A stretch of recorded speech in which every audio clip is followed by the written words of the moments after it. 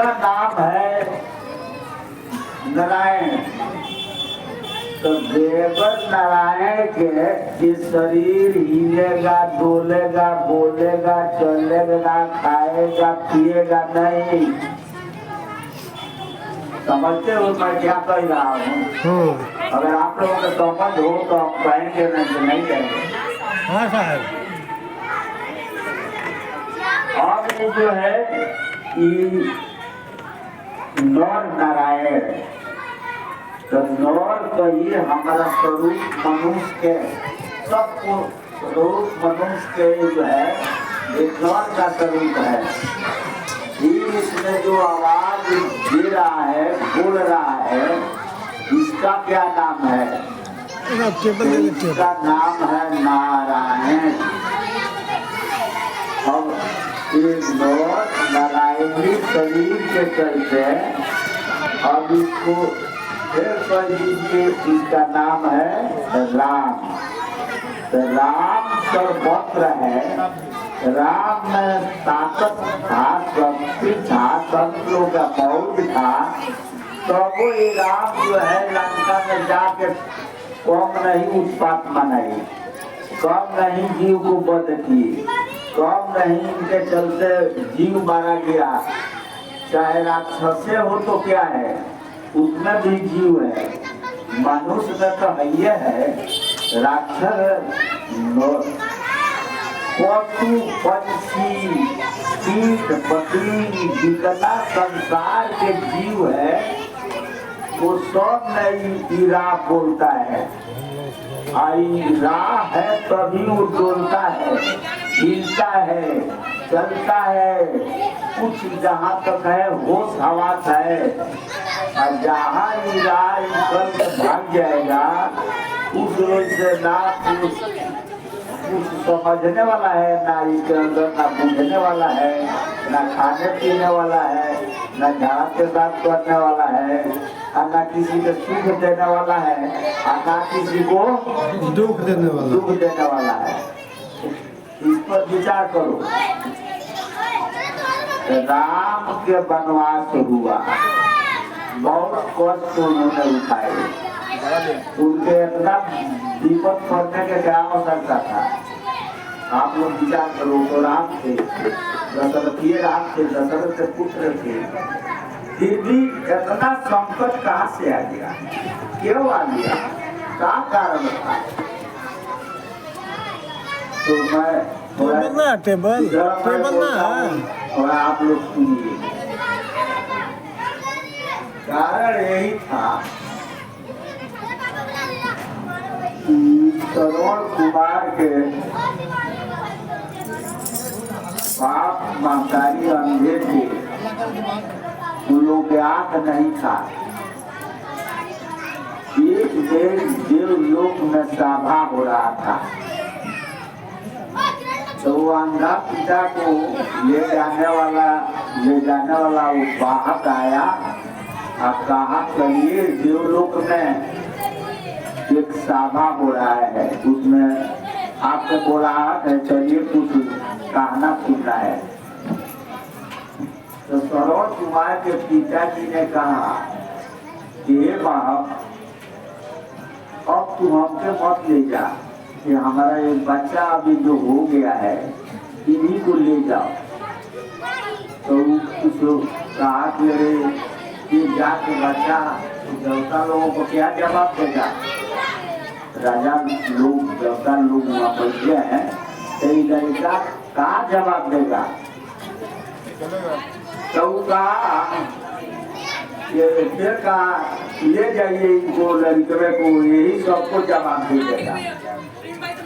सबको जवाब सुन करके और उनको ले गया श्रवण कुमार। तो पहले ही नंबर आ गया श्रवण कुमार के। अबोधित बादशाह जान करके और समझी जान करके अब वहाँ कुछ लोग पड़े, पूछने वाला पूछा, बताओ सबसे श्रेष्ठ ये संसार में देवता कौन है?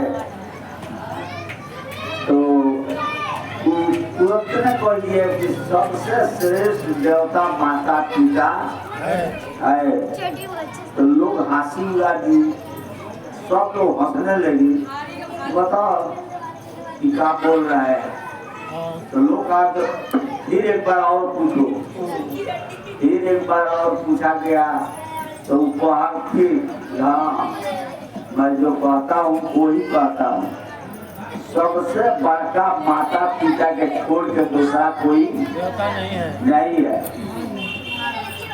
फिर आया ये भाई, जब तू समझता है कि सबसे बड़ा माता पिता है तो कैसे प्रमाण हम लोग परख करेंगे?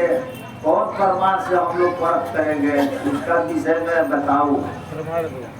तो वो कहा कि हाँ माता पिता के बड़का बता देंगे, वो पशु बता देगा। हमारा क्या बता देगा? ये पशु मेरा बता देगा कि हाँ माता पिता बड़का है। तो लोग और हंसी की, बताओ क्या बोल रहा है? पशु कोई बोल सकता है, बता सकता है? तो श्रवण कुमार कहे हाँ पशु बता सकता है। आप लोगों का विश्वास ना हो तो एक पशु लिया के यहाँ खड़ा करा दो। तो ऐसा ही हुआ, एक पशु लिया के वहाँ खड़ा करा दिया। तो श्रवण कुमार 3 बार कहे बताओ माता पिता के सिवा और कोई बड़का है? एक बार कहा तो नहीं बोल पाया, दूसरा बार कहा, जब तीसरा बार कहा तो पशुआ जो है बोलने लगे कि नहीं माता पिता के अलावा कोई बड़का देवता नहीं है। हलचल मच के समझ पर होनी और विषय आ गया हूँ भाई। हम लोग समझते थे कि ये बच्चा बालक है, बोध बालक है, कि क्या कहेगा। ये तो जो कह दिया वो आज तक कोई नहीं कहा। तो उन सारे सभा के जितने लोग बैठे हुए थे श्रवण कुमार को जयकार लगाए नाम पे, श्रवण कुमार की जय, श्रवण कुमार की जय, श्रवण कुमार की जय। हलचल मच गया, सभा टूटी। जब आया अपना माता पिता के पास तो कहा कि हम तो माता पिता के परसत तीर्थ है धरती पर, हम सचमुच तीर्थ कराएंगे माता पिता के। तो अंदाज भी कहा बेटा बहुत सवारी से तू हम लोगों को ले जाएगा। तो श्रवण कुमार कहा माता पिता हमको कोई सवारी के जरूरत नहीं है, एक कंधा माता के है, एक कंधा पिता का है। तो हम बनाएंगे कांवड़, एक तरफ माता है एक तरफ पिता। वही जारी हुआ। अब श्रवण कुमार को कान पर ले करके अब देश देशांतर में तीर्थाटन करने लगे। बहुत तीर्थ को ले गए कराए। थोड़ा सा कहानी आया विश्वनाथ धाम काशी, तो काशी धाम विश्वनाथ धाम जो है वो शंकर जी के धाम है। और वहाँ पहुँच गया और वहाँ जानते हो सारे दर्शक लोग पुजारी लोग मन मार के खड़ा हुए थे और पांडवा दरवाजा नहीं खोल रहा था।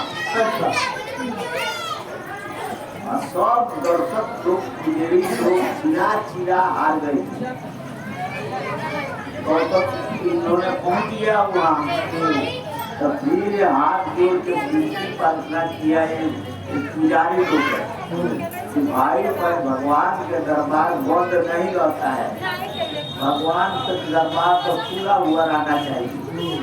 आप लोग क्यों बंद करके रखे हो, ये अनर्थ कर रहे हो, तुम लोग को पता नहीं चलता है आप लोग क्या कर रहे हो। लेकिन जतनों कहते ये लोग मानते नहीं थे। इसके पश्चात जो है और शंकर जी के पुकार चालू कर